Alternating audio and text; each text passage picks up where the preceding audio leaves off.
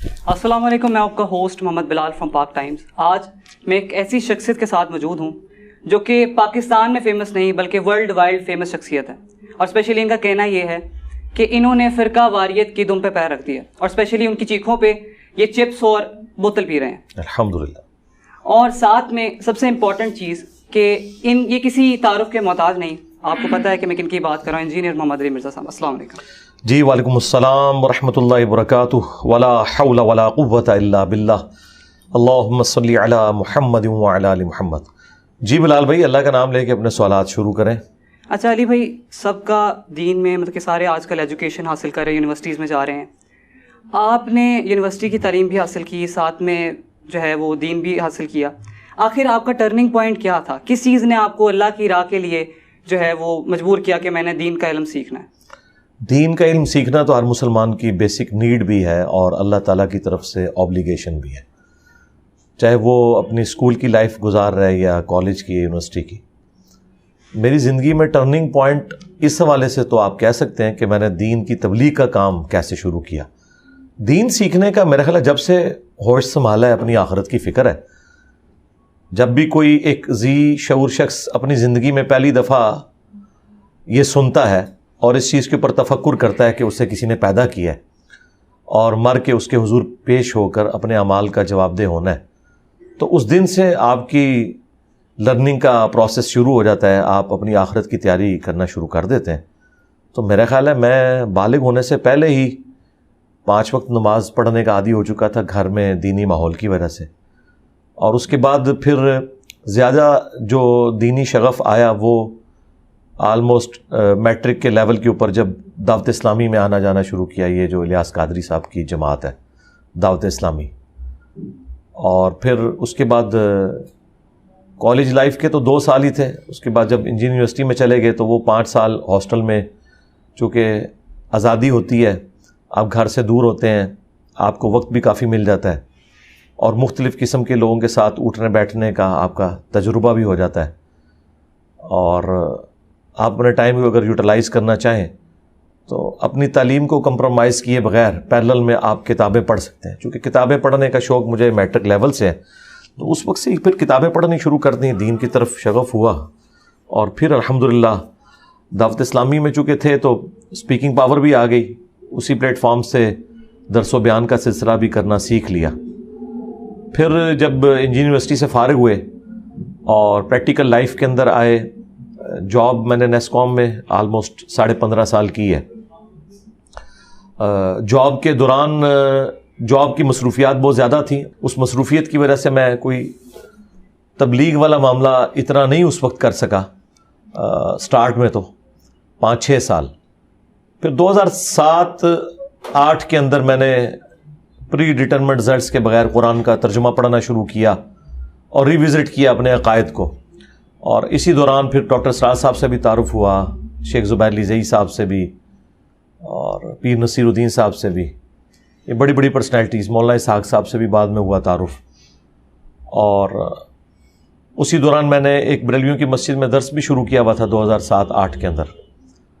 اور پھر جب یہ ٹرننگ پوائنٹ اس حوالے سے آیا کہ مجھے اندازہ ہو گیا کہ تمام فرقوں میں کوئی نہ کوئی خرابیاں موجود ہیں اور سچائی جو ہے وہ سکیٹرڈ فارم میں ہے، کچھ حصہ سنیوں کے پاس ہے، کچھ شیعہ کے پاس ہے، اور سنیوں میں بھی کچھ حصہ اہل حدیث کا بڑا اچھا لگا توحید کے عقیدے کے پوائنٹ آف ویو سے، سنت کی اہمیت کے اعتبار سے کہ آپ نے سنت کو فالو کرنا ہے بکس کے ذریعے، اور کچھ حصہ جو ہے وہ بریلویوں کا اور دیوبند کا۔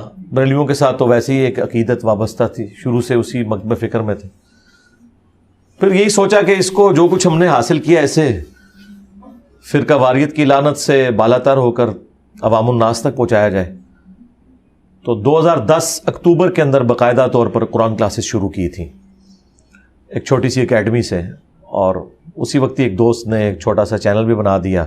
اس وقت یوٹیوب کو اتنا بوم نہیں تھا، زیادہ ہماری دعوت کو جو آپ سمجھ لیں پروموشن ملی ہے وہ 2015 کے اندر جب مختلف مکاتب فکر کے علماء نے میرے خلاف کلپ ریکارڈ کروانے شروع کیے، اور اس میں مجھے گمراہ اور قادیانی اور مختلف چیزیں کہنی شروع کی۔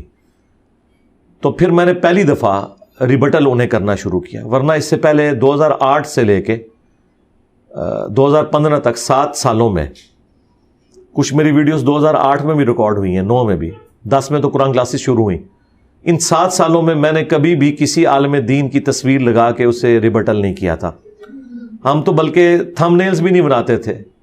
تھم نیلز بھی ہم نے بعد میں 2017 میں آلموسٹ بنانے شروع کیے. پھر پرانی ویڈیوز کے اوپر بھی تھم نیلز لگائے. اس سے پہلے تو میں علماء کے نام بھی نہیں لیتا تھا. جب انہوں نے مجھے اس طرح الزامات کے ذریعے ونریبل کرنے کی کوشش کی تو پھر میں نے ایک ایک کر کے ان کے الزامات کے جوابات دیے. 2015 اگست میں نے پہلی دفعہ یہ کام کیا, اور اس کے بعد پھر لوگوں کو آئیڈیا ہوا کہ مجھ پر جو الزام لگانے والے لوگ ہیں یا مجھے گمراہ کہنے والے لوگ ہیں وہ کتنے کمزور گراؤنڈز کے اوپر کھڑے ہیں, جب میں نے ان کو ایک ایک چیز کا ریبٹل کیا. حالانکہ وہ ساری باتیں میں آلریڈی ویڈیوز میں کرتا تھا, لیکن جب آپ 1 to 1 ریبٹل کرنا شروع کرتے ہیں نا کہ تم نے یہ بات کی تو میں یہ کہتا ہوں اس کے جواب میں, جو میں آلریڈی بھی ویڈیوز میں کہہ چکا تھا, لیکن وہ اس وقت علماء کو ریبٹل کرتے ہوئے ریکارڈ نہیں ہوئے تھے, تو وہ پھر کلپس آہستہ آہستہ وائرل ہونے شروع ہوئے. اور پھر 2017 میں پہلی دفعہ مرڈر اٹیمپٹ ہوئی 28 اکتوبر کو. اس کے بعد ذرا معاملہ اور یعنی ایک سمجھ لیں انٹرنیشنل لیول کے اوپر اٹھنا شروع ہو گیا. اور اب تو ماشاءاللہ آج 18 جون 2023 میں تو ہر طرف انجینئر ہی ہو رہی ہے. میرا تو دعویٰ ہے کہ دنیا میں کوئی مسجد نہیں ہے, کوئی مدرسہ نہیں ہے جہاں میرا پازیٹیولی یا نیگیٹیولی ذکر نہ ہوتا ہوں. الحمدللہ. علی بھائی ڈیسٹینیشن کیا تھی, کیا ایم تھا, کیا لے کے چلے یوٹیوب کے اوپر؟ سب سے پہلے ڈیسٹینیشن تھی اپنی آخرت کی فکر پہلے نمبر پہ. یہ دعوت و تبلیغ کا کام جو میں نے اپنی میٹرک کی لائف سے شروع کیا دعوت اسلامی میں, اور یونیورسٹی کی لائف میں بھی, اور بعد میں ایک نیوٹرل پلیٹ فارم سے ایک سلسلہ شروع کیا. مقصد تھا اپنی آخرت کی فکر. دیکھیں کامیابی کے لیے اللہ تعالیٰ نے 4 شرائط بتائی ہیں. الا الذین آمنوا وعملوا الصالحات, ایمان لانے کے بعد نیک اعمال, وتواصوا بالحق, پھر حق بات کی آپ نے لوگوں کو وصیت کرنی ہے, وتواصوا بالصبر, اور چوتھی چیز یہ ہے کہ پھر آپ کو حق کے راستے میں جو تکلیف آئیں گی اس پہ آپ نے صبر کرنا ہے. تو یہ کامیابی کے لیے جو 4 شرائط ہیں نا, ان میں جو آخری 2 شرائط ہیں یہ مشکل ہیں. اس کو پورا کیے بغیر آپ جنت تک پہنچ نہیں سکتے. پہلی 2 شرائط پہ تو آپ کو کوئی بھی تنگ نہیں کرتا. آپ بھلے ایمان لے آئیں, نیک اعمال کریں, آپ کو کوئی کچھ نہیں کہے گا. لیکن جیسے ہی آپ لوگوں کو حق بات پہنچائیں گے کہ تم یہ غلط کر رہے ہو, تو آپ کو پھر وتواصوا بالصبر تک بھی پہنچنا پڑے گا. اور یہیں سے پھر ایک بدنامی والا سلسلہ بھی ہوگا. ظاہر ہے ہر بندے کے اعصاب اتنے مضبوط نہیں ہوتے کہ وہ سامنا کر سکے ان تمام چیزوں کا. یہی وجہ ہے کہ یہ جو کام میں نے کیا ہے نا, مجھ سے پہلے شاید صدیوں میں پچھلی کسی نے کیا ہو, ہمارے علم میں نہیں ہے. بہرحال جن لوگوں نے بھی کیا ان کو حکمران وقت مروا دیتے تھے, ان کی آواز زیادہ دور تک نہیں جاتی تھی, جو اکا دکا لوگوں کا ذکر ملتا ہے. اس بڑے لیول کے اوپر ہمارے اس پلیٹ فارم کی بات بھی نہیں پہنچنی تھی اگر یوٹیوب یا سوشل میڈیا نہ ہوتا. ادروائز تو یہ دعوت یہیں سے اٹھ کے یہیں پہ دفن ہو جاتی.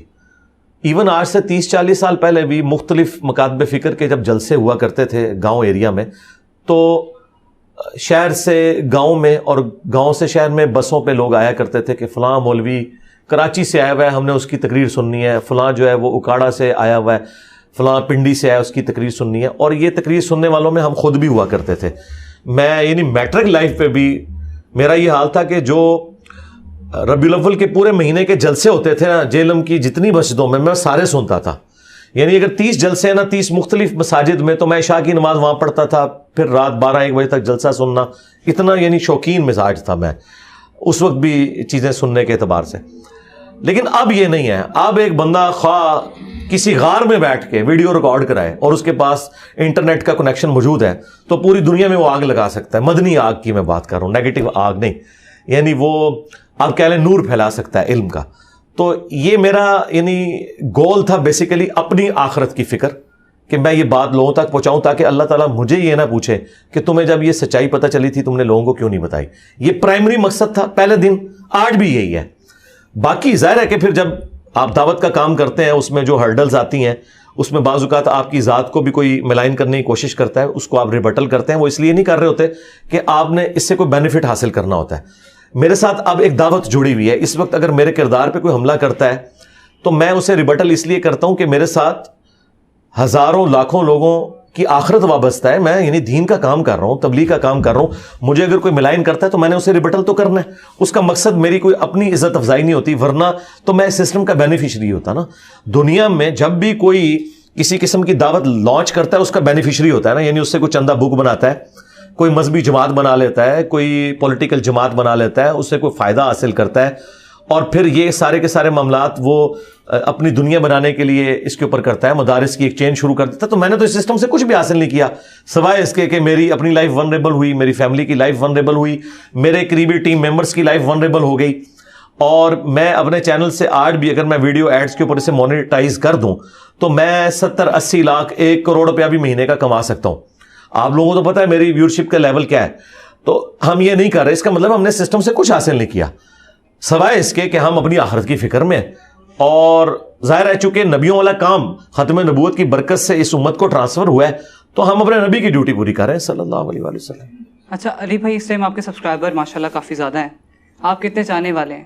کچھ اور بھی لوگ ہیں جو بابوں کو جانتے ہیں, ان کے بابوں نے کہتے ہیں کہ آپ نمازیں نہ پڑھیں, آپ کی نمازیں ہم پڑھ رہے ہیں, اور وہ ان سے پیسے لیتے ہیں. تو کیا آپ بھی اپنے یہ جو اسٹوڈنٹس ہیں کوئی ایسی خوشخبری دینا چاہتے ہیں؟ استغفر اللہ جی, یہ خوشخبری تو رسول اللہ نے اپنی امت کو دی صلی اللہ علیہ وآلہ وسلم, ہم کیسے دے سکتے ہیں؟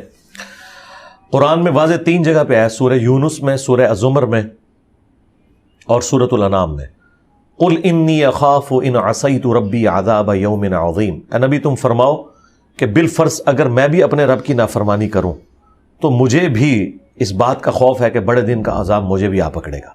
اور یہ بالفرض میں نے احتراماً لگایا, قرآن میں یہ الفاظ نہیں ہے, قرآن میں تو ہے قل انی اخاف. اے نبی تم فرماؤ میں خود بھی خوف رکھتا ہوں, ان عصیت ربی, کہ اگر میں نے اپنے رب کی نافرمانی کی تو بڑے دن کا عذاب مجھے آ پکڑے گا.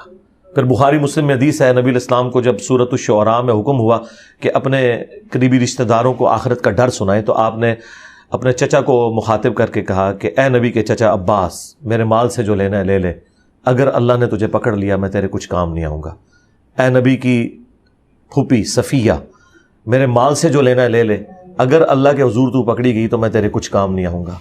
اے نبی کی بیٹی فاطمہ, میرے مال سے جو لینا ہے وہ لے لے, اگر اللہ کے حضور تو پکڑی گئی میں تیرے کچھ کام نہیں آؤں گا.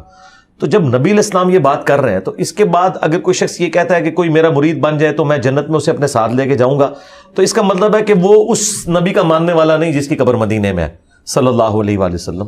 کیونکہ اگر وہ اس نبی کا ماننے والا ہے تو وہ اس قسم کی بکواسیات ارشاد نہیں فرما سکتا. ٹھیک ہے, یہ جو بکواسیات ان کے بزرگوں نے ارشاد فرمائی وہ اسی لیے کہ ان کو اپنے نبی کا تعارف نہیں تھا. اسی کو ہم نے عرض کیا ہے کہ مرنے سے پہلے اے مسلمان کر لے اس پہ غور, کتابوں کا خدا اور ہے, بابوں کا خدا اور. یعنی بابے کلیم تو کرتے ہیں اسی خدا کو ماننے اور اسی نبی کو ماننے کا, لیکن ان کوالٹیز کے ساتھ نہیں جو قرآن و سنت میں وارد ہوئی ہیں. تو ہم تو اس قسم کی کوئی بھی, ہمیں تو اپنی آخرت کی بھائی فکر ہے, سیدھی سی بات ہے. میں تو بانگے دول کیمرے میں کئی دفعہ کہہ چکا ہوں کہ مجھے سب سے پہلے اپنی آخرت کی فکر ہے. یہ پوری کائنات جہنم میں چلی جائے جی, مجھے ایک رتی برابر فرق نہیں پڑتا. قرآن میں تو اس سے اگلی بات ہے کہ لوگ کہیں گے کہ اللہ ہم سے ہمارے ماں باپ اولاد بیوی بچے سب لے لے, ہمیں چھوڑ دے. ٹھیک ہے, تو بیوی بچوں ماں باپ سے آگے تو انسان کو کوئی نہیں ہے. تو میں جو یہ جملہ بولتا ہوں کہ پوری کائنات جہنم میں چلی جائے مجھے کوئی فرق نہیں پڑتا, اور قیامت والے دن یہ جملہ سب نہیں بولنا ہے.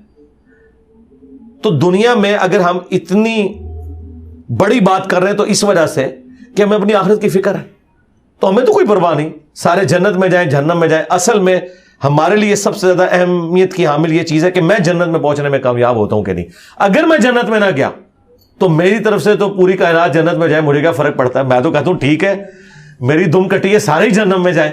ٹھیک ہے, یہ لوگ ویسے ہی ایک بات کرتے ہیں کہ جی ہمیں کوئی امت کا درد ہو گیا. امت کا درد پیغمبر کو ہو سکتا ہے کیونکہ اللہ تعالیٰ نے اس کی تربیت ایسی کی ہے, اس کے انسٹنکٹ میں یہ درد رکھا ہے کہ حریص علیکم بالمؤمنین رؤوف رحیم. اس کے بعد امت کا درد کسی کو نہیں, سب اپنے اپنے درد میں ہے. اور یہ آپ کا رائٹ ہے کہ آپ سب سے پہلے قوا انفسکم واہلیکم نارا, بچاؤ اپنے آپ کو اور اپنے گھر والوں کو جہنم کی آگ سے. قرآن نے بھی ہمیں یہی حکم دیا ہے. ٹھیک ہے, بخاری مسلم میں حدیث ہے تم میں سے ہر شخص نگہبان ہے, اس سے اس کی رعیت کے بارے میں پوچھا جائے گا. پھر آپ علیہ السلام نے کہا حکمران اپنی رعایا کے اوپر نگہبان ہے, اور ایک خاوند اپنی بیوی اور بچوں کے اوپر نگہبان ہے, ایک بیوی اپنے خاوند کے مال اور اس کی اولاد کے اوپر نگہبان ہے. تو ہر شخص اپنی فکر میں ہے, ہم بھی اپنی فکر میں ہیں, آخرت کی فکر میں. اور اس میں سائیڈ بینیفٹ کے طور پہ اگر امت کا بھلا ہو رہا ہے تو وہ سیکنڈری چیز ہے. سب سے پہلے میں چاہتا ہوں کہ میں جنت میں رسول اللہ کے پڑوس میں پہنچ جاؤں صلی اللہ علیہ وآلہ وسلم. اس کے بعد کوئی پہنچتا ہے تو پہنچے جی, ہاں وہ ٹھیک ہے, اس کی لاٹری نکلے, سب سے پہلے میں. ہاں اچھا علی بھائی, آپ کا ایک موٹو ہے بابے تے شاہی کوئی نہیں. جی ہاں. اب آپ کی نظر میں صوفیزم اور یہ جو اولیاء اللہ ہیں, ان کی کیا نظر میں آپ کی کیا ان کی حیثیت ہے, اور اسلام میں ان کی کیا حیثیت ہے؟ دیکھیں جی, جو اولیاء اللہ کو نہیں مانتا وہ تو کافر ہے. اولیاء اللہ کو ماننا, ان کی عزت کرنا, یہ تو اسلام کا حصہ ہے. ہمارا یہ جھگڑا ہے کہ آپ جن کو اولیاء اللہ کہہ رہے ہیں نا, ہم ان کو اولیاء اللہ نہیں مانتے. ٹھیک ہے, اگر کوئی شخص آپ کو کہے کہ پیغمبر کو ماننا ضروری ہے, اس کے بغیر آپ کافر ہو جائیں گے, اور قرآن میں لکھا ہے لا نفرق بین احد من رسلی, رسولوں میں ایمان لانے میں فرق نہیں کرنا. اور سورۃ النساء میں لکھا ہے کہ جو اللہ رسول میں فرق کر دے یا رسولوں میں آپس میں فرق کر دے کہ ہم نے بعض رسولوں کو ماننا ہے بعض کو نہیں ماننا, وہ بھی پکے کافر ہیں. جس طرح جیوز عیسیٰ ابن مریم کا انکار کر کے کافر ہوئے, اور کرسچنز محمد رسول اللہ کا انکار کر کے صلی اللہ علیہ وآلہ وسلم کافر ہوئے. اب یہ ساری آیتیں آپ کو کوئی سنا کے کہے کہ آپ غلام احمد قادیانی پہ بھی ایمان لے کر آئے, تو آپ کیا کہیں گے کہ بھائی ہم رسولوں کو مانتے ہیں, تمہارے جعلی دجال کو نہیں مانتے. بس ہمارا بھی موقف یہ ہے کہ جن کو یہ اولیاء اللہ کہتے ہیں ہم انہیں دجال سمجھتے ہیں, ہم انہیں اولیاء اللہ ماننے کے لیے تیار نہیں. ہم کنہیں اولیاء اللہ مانتے ہیں؟ ہم مانتے ہیں سب سے پہلے اہل البیت کو علیہم السلام, ان کے بعد صحابہ کرام علیہم رضوان, ان کے بعد صحیح العقیدہ تابعین, پھر تبع تابعین, اور قیامت تک جتنے لوگ صحیح العقیدہ ہیں.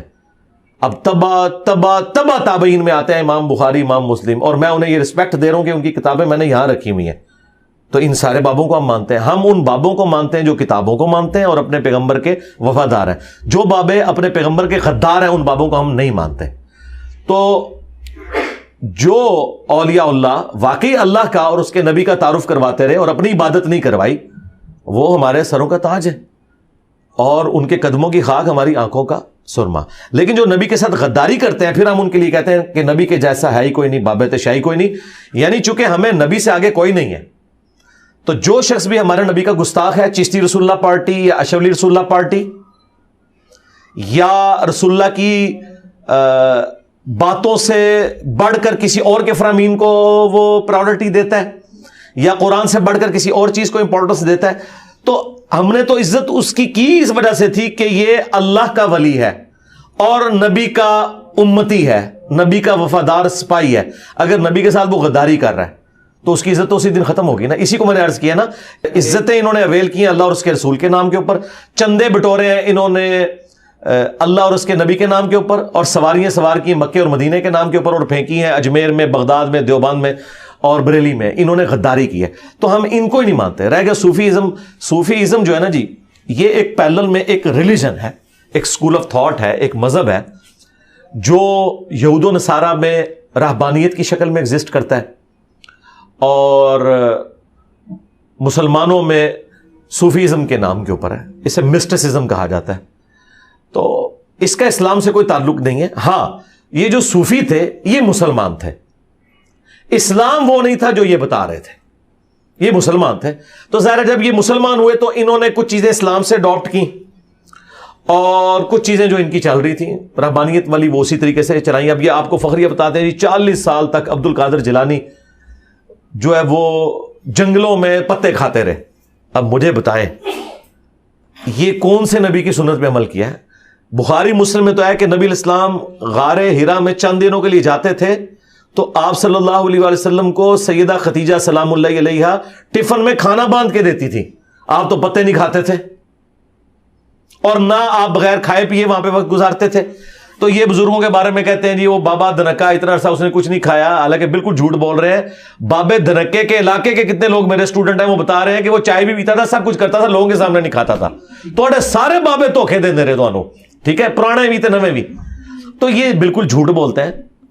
ہم ان کو مسلمان سمجھتے ہیں. اب یہ جو آخری ان کے پاس آرگومنٹ ہے نا, وہ یہ کہتے ہیں کہ جی صوفیاء نے کلمہ پڑھایا, تو ہم کب انکاری ہیں؟ بالکل ہم یہ کہتے ہیں کہ قادیانیوں کے صوفیاء نے جرمنی میں کئی گوروں کو کلمہ پڑھایا. نہیں انہوں نے تو عقیدے ٹھیک نہیں, سرکار تو بھی عقیدے ٹھیک نہیں, کلمہ تو انہوں نے بھی پڑھایا.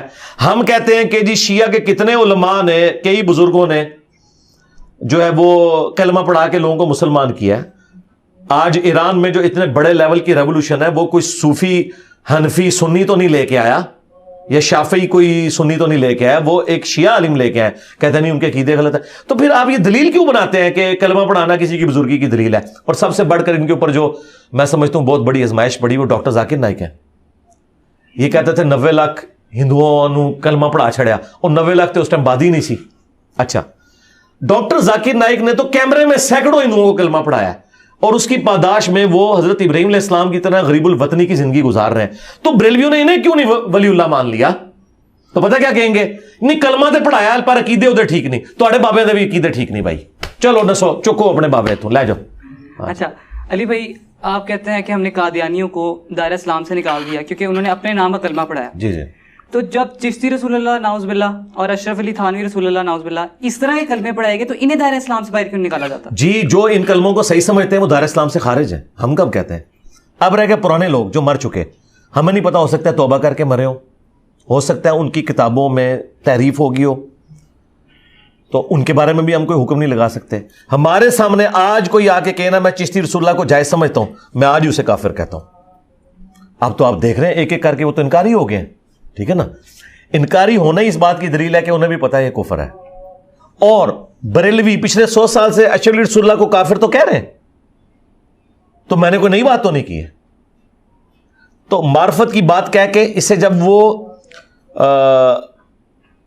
ایک قسم کی باطل تعویل کر کے اس کا جواب دینے کی بھی کوشش کرتے ہیں نا, تو مانتے ہیں کہ یہ کلمات کفر ہے, لیکن وہ کہتے ہیں ان کو ہوش نہیں تھی اور پاگل بندے سے قلم اٹھا ہوا ہے, جو بخاری میں تعلیقاً مولا علی کا قول ہے, اور سنن ابن ماجہ میں مرفوعاً نبی الاسلام سے مولا علی نے روایت کیا کہ 3 لوگوں سے قلم اٹھ گیا ہے, پاگل شخص سے, سویا ہوا شخص اور جو بچہ ہے. تو وہ کہتے ہیں چونکہ ان کو ہوش نہیں تھی تو اس وقت انہوں نے یہ جو بکواسیات ارشاد فرمائی ہیں اس کی وجہ سے ان پہ گرفت نہیں ہوتی, لیکن ہے کفریات ہیں جو انہوں نے بکی ہیں. تعویل ادھر کرتے ہیں, یہ کسی کی جرت نہیں ہے کہ یہ کہے کہ وہ ہوش میں تھے اور انہوں نے بالکل ٹھیک کیا. یہ اگر کہہ دیں تو ہم انہیں کافر ہی سمجھیں گے. آج بھی کسی کی جرت نہیں ہو رہی. رہ گیا ہم اسے ہائی لائٹ اس لیے کرتے ہیں کہ جو یہ باطل تعویلات کر رہے ہیں نا, ان سے بھی ہم انہیں پیچھے کرنا چاہتے ہیں کہ شکر کرو کہ حضرت عمر نہیں ہے اس زمانے میں, ورنہ تمہارے گاٹے اتارے کہ یہ کون سی دین کی خدمت ہے کہ تم ان باتوں کا دفاع کر رہے ہو, یہ کون سی اسلام کی خدمت ہے. تو یہ چیز ہے. اچھا, اس میں ایک اور چیز آتی ہے کہ مسلمانوں کا جب بھی پکچرائز کیا جاتا ہے انہیں دوسرے پورے دنیا کے اندر, تو انہیں ہمیشہ شدت پسند دکھایا جاتا ہے, ہاتھوں میں چھریاں پکڑائی ہوتی ہیں اور انہیں اس طرح پکچرائز کیا جاتا ہے. اس پکچرائز کرنے کی وجہ کون ہے؟ وجہ یہ مولویوں کا طبقہ ہے نا. یہ کوئی غلط تو پکچرائز نہیں کیا جا رہا. کیا ٹوکے نہیں اٹھائے ہوئے انہوں نے؟ اب مجھے بتائیں, ٹوکے کے اوپر لکھا ہوا ہے لبیک یا رسول اللہ, مطلب آپ کیا میسج دینا چاہ رہے ہیں؟ اور یہ ٹوکے اگر کافروں پہ چلتے ہیں میدان جنگ میں, وہ بھی عام حالت میں نہیں, تو ہمیں صبر بھی آتا. یہ ٹوکا تو مسلمانوں پہ چلاتے ہیں, یہ ہم نے ان ٹوکوں کو کیا کرنا ہے؟ تو آپ کی جو پکچر دکھائی جا رہی ہے وہ بالکل ٹھیک دکھائی جا رہی ہے. آپ فیصل آباد شہر سے ہیں, دنیا میں جو بے حیائی پہ مبنی ویب سائٹس ہیں ان میں پہلے نمبر پہ فیصل آباد کا نمبر ہے, آپ کو پتا ہے؟ ہاں, اسٹیٹسٹیکل جو انالیسس جاری ہوا ہے, پاکستان کا پہلا نمبر ہے, اور پاکستان میں بھی فیصل آباد کا پہلا نمبر ہے.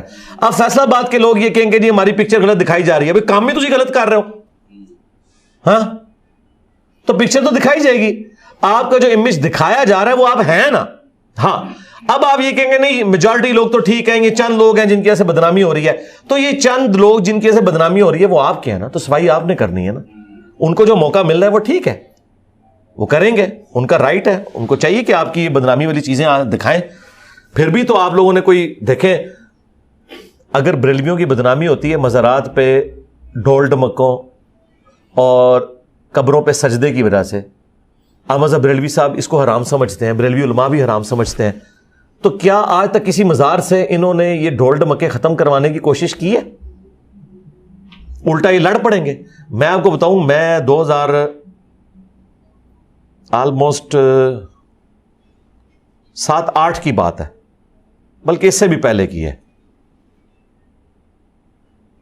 6-7 کی بات ہوگی. میں گولڈا دربار پہ بیٹھا ہوا, تو وہاں پہ انہوں نے لکھ کے لگایا کہ یہاں عورتیں نہیں آ سکتی, اس کے باوجود عورتیں آتی ہیں وہاں پہ, لکھ کے لگایا ہوا ہے. اچھا ہاں, وہ جو چند سٹیپ چڑھ کے قبر ہے نا, وہ سٹیپ نہیں چڑھنے دیتے, ان سٹیپس کے اوپر کے سائڈ پہ کھڑے ہو کے وہ دعا کر لیتی ہیں قبر پہ, اور وہ انہوں نے باطل تعویل کی ہے جی قبر پہ نہیں آ رہی, حالانکہ یہ مطلب یہ قبر ہے, یہ سٹیپ ہے اور یہاں کھڑی ہوئی ہوتی ہیں, ٹھیک ہے, 3-4 فٹ کا فاصلہ ہوتا ہے, اور وہ کہتے ہیں کہ نہیں جی قبر کے اوپر تو نہیں گئی, وہ نیچے کھڑی ہوئی ہیں.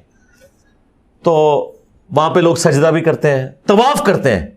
وہاں کے جو مفتی تھے, میں ان کے پاس گیا, میں نے کہا جی یہ جو کچھ ہو رہا ہے, انہوں نے کہا غلط ہو رہا ہے. تو میں نے کہا آپ اس کو روکتے کیوں نہیں؟ کہتے ہیں ہماری ذمہ داری, ہم نے یہاں لکھ کے لگا دیا کہ قبر کا طواف کرنا منع ہے اور قبروں پہ عورتوں کا آنا منع ہے, بس ہماری ذمہ داری پوری ہوگی. پھر میں نے انہیں پھکی اس زمانے میں دی.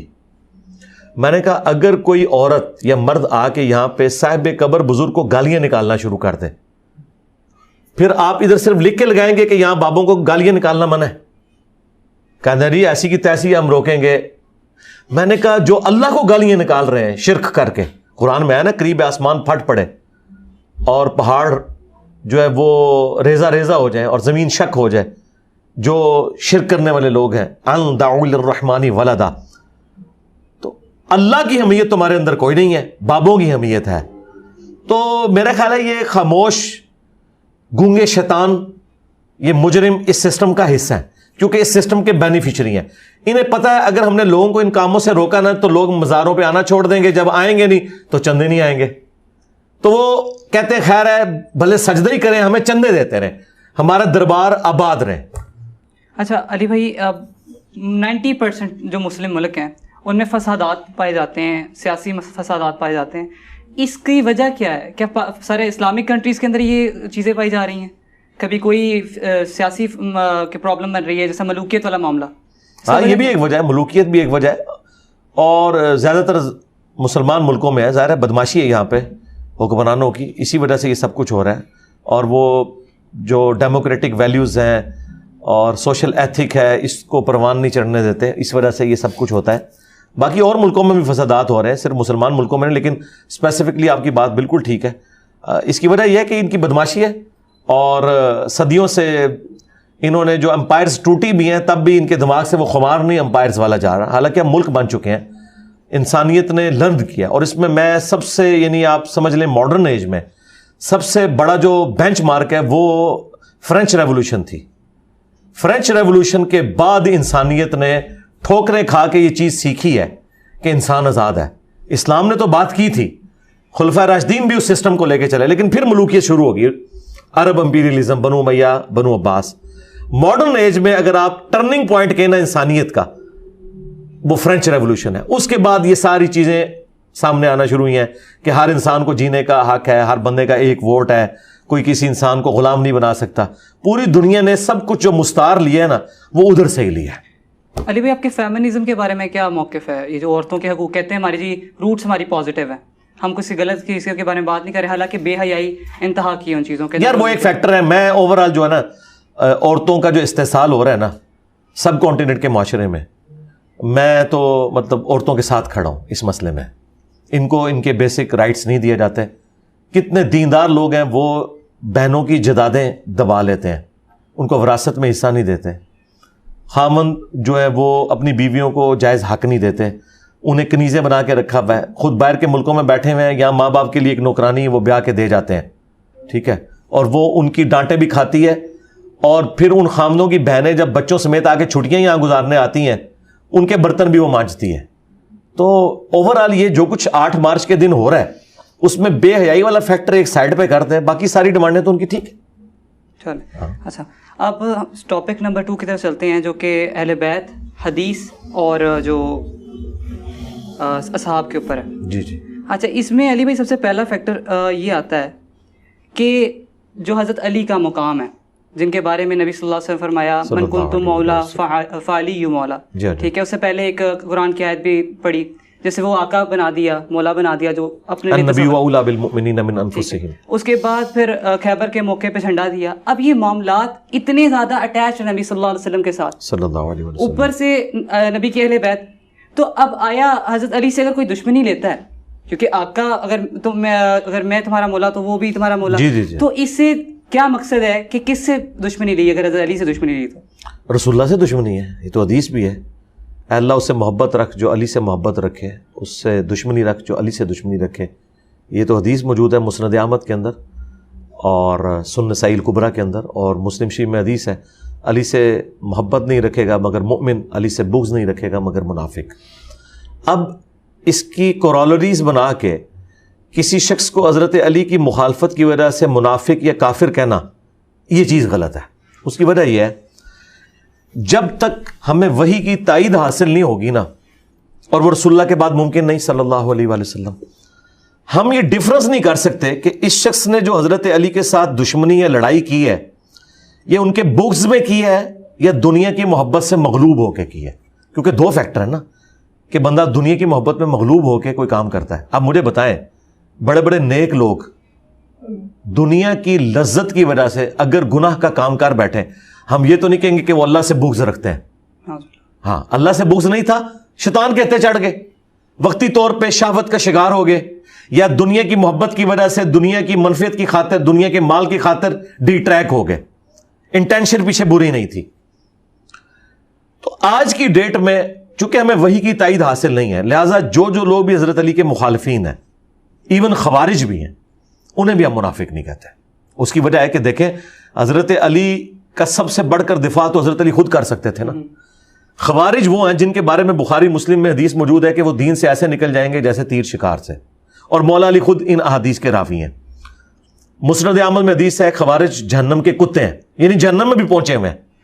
مولا علی نے کبھی انہیں جہنمی نہیں کہا. پھر بخاری مسلم کی حدیث ہے کہ جو کسی مسلمان کو کافر کہے کفر اس پہ لوٹ جائے گا. تو جو خوارج حضرت علی کو کافر کہہ رہے ہیں, جن کی محبت خود ایمان کا حصہ ہے, حضرت علی کو تو چاہیے تھا فوراً یہ حدیث فٹ کر کے انہیں کافر کہتے. لیکن حضرت علی سے جب پوچھا گیا, المصنف ابن ابی شیبہ میں صحیح سند سے ہے کہ بتائیں یہ خوارج جو ہیں کافر ہیں, انہوں نے کہا یہ کفر ہی سے تو بھاگے ہیں, انہوں نے یہ گمان کیا کہ میں کافر ہو گیا ہوں تو یہ مجھے چھوڑ گئے. اس کا مطلب ہے یہ کفر سے اتنی نفرت کرتے ہیں کہ جس چیز کو انہوں نے کفر سمجھا اس کی وجہ سے مجھے چھوڑ دیا. دیکھیں کتنا جگر ہے مولا علی کا, یعنی مخالفین کا بھی دفاع خود کر رہے ہیں کہ یہ مجھے چھوڑ کے کفر میں نہیں گئے, کفر کی وجہ سے مجھے چھوڑ گئے کہ انہوں نے گمان کیا کہ میں کافر ہوں, تو لہٰذا میں انہیں کافر نہیں کہوں گا. پوچھا گیا منافق ہے, وہ کہتے ہیں منافق تو نہیں ہے, کیونکہ قرآن میں ہے کہ منافق تو اللہ کا ذکر بڑا تھوڑا کرتے ہیں اور یہ تو اتنی لمبی لمبی نمازیں پڑھتے ہیں.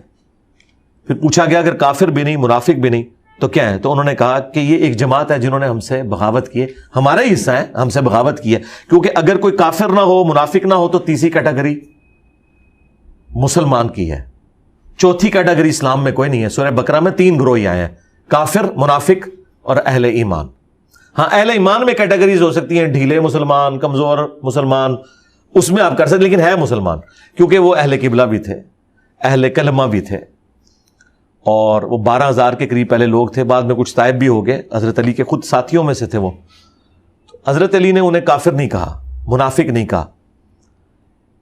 تو اب جنگ جمل اور صفین والے, ان میں تو بعض اصحاب بھی ہیں اور کچھ چھوٹے موٹے اصحاب نہیں ہیں. سیدہ عائشہ سلام اللہ علیہا, سیدنا طلحہ, زبیر, یہ یعنی بڑے اصحاب میں سے ہیں. یہ جسے وہ ہمارے عمران ریاض صاحب کی لینگویج میں ٹکر کے لوگ ہیں, یہ اس لیول کے ہیں.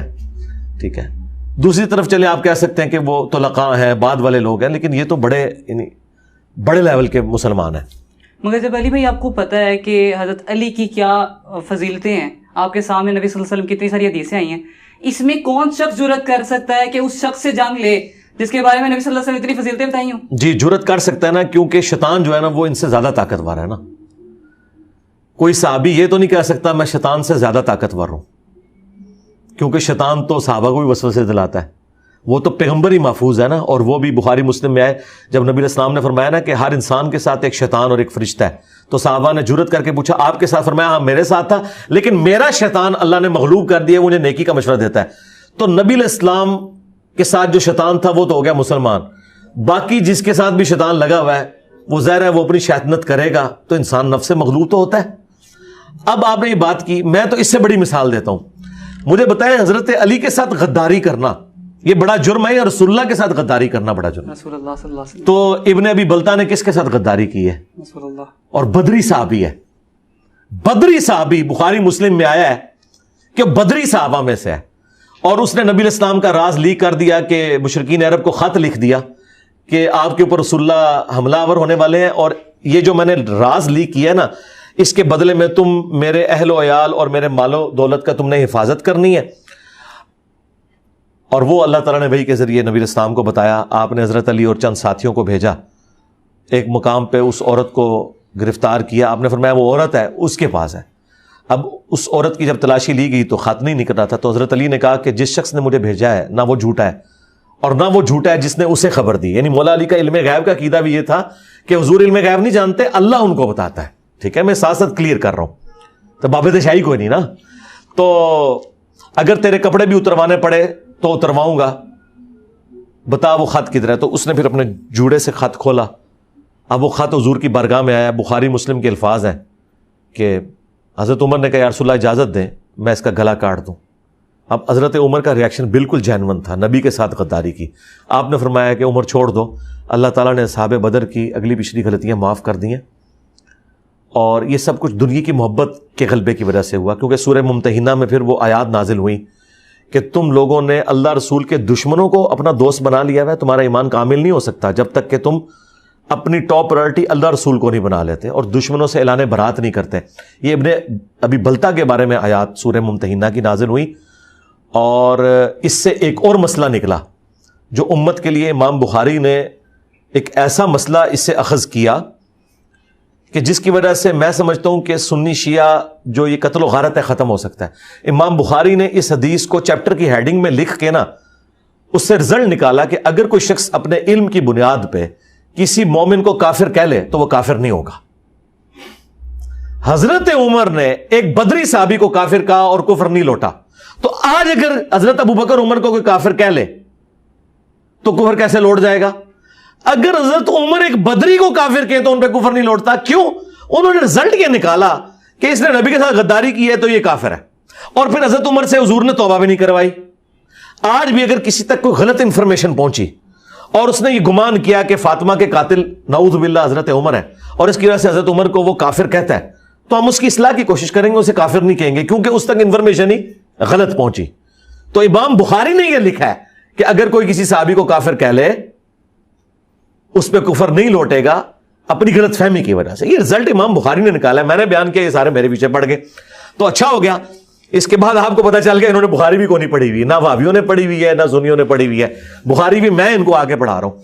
تو آپ ان معاملات کو سمجھیں. میرے نزدیک یہ جتنی جنگیں ہیں شیطان کے ورگلانے کی وجہ سے ہوئی ہیں, اگرچہ ان کو مقام حضرت علی کا پتہ تھا, ایسا نہیں ہے. ایون حضرت امیر معاویہ رضی اللہ تعالیٰ عنہ جب گورنر شام تھے, ابو داؤد ترمذی میں روایت موجود ہے, اور باقی اس علاقے کے اوپر حضرت علی تھے, تو اس وقت بھی جب دینی مسئلے کے لیے حضرت معاویہ نے باقاعدہ حضرت علی کو خط لکھا کہ مجھے اس مسئلے میں آپ گائیڈ کریں, تو حضرت علی نے اس کا جواب بھی دیا ان کو. اس کا مطلب ہے وہ حضرت علی کا علمی مرتبہ بھی اپنے پہ مانتے تھے, اور حضرت علی بھی انہیں مسلمانوں کی طرح ٹریٹ کرتے تھے. یعنی غالی رافضیوں کی طرح یہ نہیں ہے کہ وہ حضرت معاویہ کو منافق سمجھتے تھے. اسی لیے آپ دیکھیں کراچی سے جب مفتی فضل ہمدرد صاحب آئے تھے بریلویوں کے, جو آلموسٹ اب رافضیت کی طرف مائل ہو گئے ہیں, تو اس وقت بھی خیر وہ تھے, تو میں نے ان کے ساتھ جو ایک detail question answer session record کیا ہے, تو آپ دیکھیں کہ میں نے کوئی لمٹ کراس نہیں کی ہے. جو جتنی بات ہے میں نے وہ کی ہے کہ بس یہ اتنی بات ہے, اس کے بعد کوئی اگر بات کرتا ہے وہ غلو پر مبنی ہے. اسی لیے میں اوورآل جو اہل سنت کا منہج ہے اسے یعنی حق پہ مانتا ہوں. شیعہ کو بھی مسلمان سمجھتا ہوں, لیکن اہل سنت کا منہج حق پہ ہے کہ حضرت علی کی شان پہ انہوں نے کمپرومائز کوئی نہیں کیا, اور حضرت علی کی محبت میں مخالفین جو صحابہ کرام تھے, اصحاب جمل وہ تو اعلیٰ درجے کے مسلمان ہیں, یا اصحاب صفین بھی ہوں, ان کی تکفیر نہیں کی, بلکہ یہ کہا کہ انہیں غلطی لگی ہے اور اللہ تعالیٰ ان کی غلطیوں سے درگزر کرے, ہم حضرت علی کے ساتھی ہیں. یعنی انہوں نے وہ ایک ریڈ لائن کو کبھی کراس نہیں کیا, باوجود اس کے کہ حضرت علی کو وہ حق پہ مانتے تھے. انہوں نے مخالف جو پارٹی تھی ان کا احترام نہیں کام ہونے دیا. اور میں سمجھتا ہوں کہ مولا علی کا سب سے بڑا اگر کوئی شیعہ ہے نا پلانٹ ارتھ پہ تو عمار ابن یاسر ہے. اور بخاری میں ان کا خطبہ ہے کوفے کے ممبر پہ کہ لوگوں اللہ نے تمہیں آزمایا, ایک طرف دنیا اور آخرت میں تمہارے نبی کی بیوی ہیں عائشہ, آخرت میں بھی کہہ دیا بیوی ہیں. تو مطلب یہ ہے کہ حضرت عائشہ کو عمار ابن یاسر جنتی سمجھتے تھے, نہ صرف جنتی بلکہ جنت میں حضور کی بیوی. اس سے بڑا تو کوئی مرتبہ نہیں ہو سکتا. لیکن کہا کہ اللہ نے تمہیں آزمایا کہ تم اللہ کی اطاعت کرتے ہو یا عائشہ کی. یعنی اس وقت امیر المومنین کی اطاعت اللہ کی اطاعت ہے, کیونکہ وہ اولی الامر منکم ہے. وہ حضرت علی کو حق پہ ماننے کے باوجود حضرت عائشہ کا مرتبہ وہ کم نہیں کر رہے. اور دوسرا جو خطرناک رزلٹ اس میں سے نکل رہا ہے کہ عمار ابن یاسر حضرت عائشہ کی جنگ کو اللہ کے خلاف جنگ مان رہے ہیں. کیونکہ وہ کہہ رہے ہیں کہ اللہ تمہیں آزما رہا ہے کہ تم اللہ کی اطاعت کرتے ہو یا عائشہ کی. تو یہ تو چھوٹے چھوٹے الفاظ لے کے بیٹھے ہوئے ہیں کہ آپ نے کسی کو ظالم کہہ دیا، حالانکہ حدیث میں بدبخت کے الفاظ تھے، میں نے اسے نارملائز کیا تھا. شکی کا میں نے ترجمہ ظالم کر دیا تھا، چھوٹا لفظ استعمال کیا تھا. یا عمار بن یاسر نے اہل صفین کے بارے میں سنن الکبریٰ البیہقی میں کہا کہ یہ کافر اور منافق نہیں ہے بلکہ یہ فاسق ہیں اور ظالم ہے. وہاں تو ظالم کا لفظ بھی موجود ہے. بخاری میں تو الفاظ ہیں کہ اللہ ورسز سیدہ عائشہ. یہی مطلب ہے، جائیں دنیا کی اسی عدالت میں لے جائیں کہ اس بات کا کیا مطلب ہے کہ اللہ تمہیں آزما رہا ہے کہ تم عائشہ کی اطاعت کرتے ہو یا اللہ کی. اس لیے تو شیخ البانی نے یہ ساری حدیثیں ایک جگہ جمع کی ہیں. وہ جو حدیث حوب جو کتے بھونکنے والی حدیث تھی، اس کے تحت انہوں نے باقاعدہ لکھا ہے. انہوں نے کہا کہ یہ بات بالکل غلط ہے کہ اگر ہم کہیں کہ دونوں پارٹیاں درست تھیں. ہزاروں مسلمانوں کا خون ہم کس کے ہاتھوں پہ تلاش کریں؟ یہ ماننا پڑے گا کہ حضرت علی اور ان کے ساتھی حق پہ تھے، مخالفین جو ہے وہ غلطی پر تھے. ہاں ان کی غلطی اجتہادی تھی لیکن غلطی انہی کی تھی، حضرت علی حق پہ تھے. اب حضرت عائشہ کے معاملے میں تو حدیث مکمل ہوئی، حضرت عائشہ واپس چلے گئے، مگر نہیں واپس کوئی نہیں گئی ہیں جی. کہاں سے واپس گئی؟ حضرت علی نے جب انہیں واپس، ہاں لیکن جنگ پوری لڑی ہے نا، ہزاروں لوگ قتل ہوئے ہیں نا جی. پتا چل گیا نا کہ نبی صلی اللہ علیہ وسلم کی حدیث مکمل ہو گئی جو انہوں نے کہا تھا کتے بھونکیں گے. مگر جب امیر معاویہ رضی اللہ تعالی عنہ کو جب انہیں پتا چلا تو انہوں نے آگے سے کہا کہ جی ہم نے کب قتل کروایا، اسے تو علی نہ لاتا ہمارے. تو ٹھیک دیکھ لینا، حضرت علی نے بھی تو ان کو کوئی نہیں معاف کیا نا. حضرت عائشہ کو تو معاف کیا ہے اور 50 عورتوں کے ساتھ، اور ساتھ ان کا اپنا بھائی محمد بن ابی بکر جس کی پرورش مولا علی نے کی تھی وہ ساتھ بھجوایا ہے، اور حضور کی وصیت پہ عمل کیا ہے کہ جب وہ ایسا کرے گی اس کے گھر تک اسے پہنچا دینا. تو امیر شام کو تو معاف کوئی نہیں کیا نا، بلکہ کہا ہے کہ مصنف ابن ابی شیبہ میں کہ میں اللہ سے امید کرتا ہوں کہ میرے مخالفین بھی جنت میں چلے جائیں گے، اور قیامت والے دن معاملہ جو ہے وہ میرے اور معاویہ کے درمیان اللہ کی بارگاہ میں طے پائے گا. تو حضرت علی نے اسے ڈیلے کر دیا ہے قیامت کے دن تک کے لیے. تو حضرت علی نے معاف بھی کوئی نہ کیا، الٹا قنوت نازلہ پڑی ہے اللہم علیک بمعاویۃ واشیعہ. تو اسی لیے ہم بنو امیہ سے تو ہماری صلح نہیں ہو سکتی. بنو امیہ سے مراد جو حضرت علی کے مخالفین ہیں.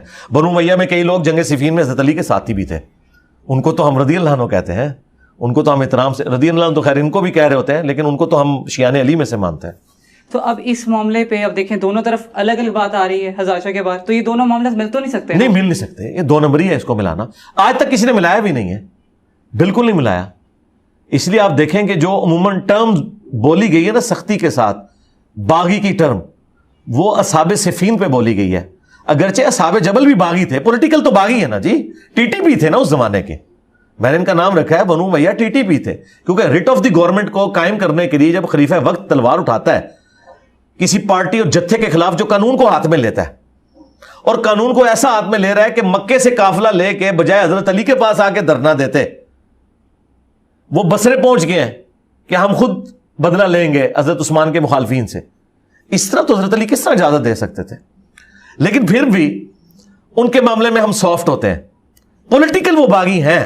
ہاں وہ مسلم میں واضح حدیث ہے کہ میری امت میں 2 گروہ بن جائیں گے، اور اقرب الی الحق وہ ہوگا جو قتال کرے گا خوارج کے ساتھ، بیچ میں سے خوارج کا گروہ نکلے گا. تو 2 گروہ کون سے؟ ایک حضرت علی کا گروہ اور ایک دوسرا گروہ جو قاتلین عثمان کے حوالے سے انہوں نے سٹانس فرنٹ پہ رکھا ہوا تھا، چاہے وہ صحابہ جمل ہو یا صفین ہو، اور بیچ میں خوارج. اور اقرب الی الحق کا مطلب حق کے قریب نہیں، حق والا ہے، کیونکہ سورہ آل عمران میں ہے کہ منافقین غزوہ احد کے دن اقرب تھے کفر کے ایز کمپیئر ٹو ایمان کے. حالانکہ منافق تو کافر ہوتا ہے، وہ تو مسلمان ہوتا ہی نہیں ہے.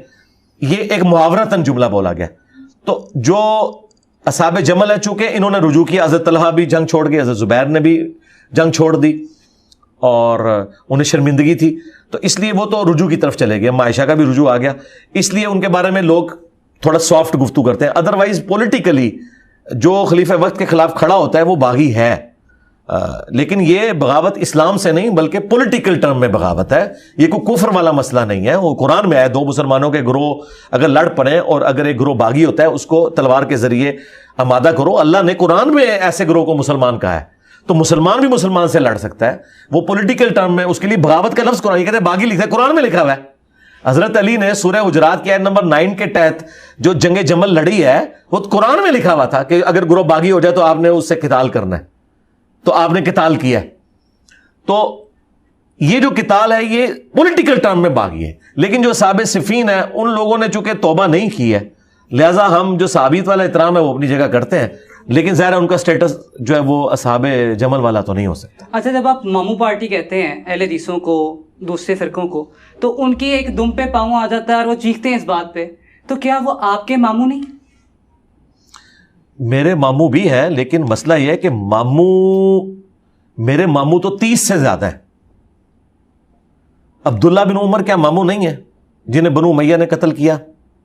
عبد الرحمن بن ابی بکر، محمد بن ابی بکر، دونوں حضرت ابو بکر کے بیٹے ہیں، ان دونوں کے قاتلین بنو امیہ ہیں، کیا وہ ماموں نہیں ہیں؟ تو نبی علیہ السلام کی بیویوں کے اگر بھائی ماموں ہیں تو پھر ایک ہی ماموں کیوں؟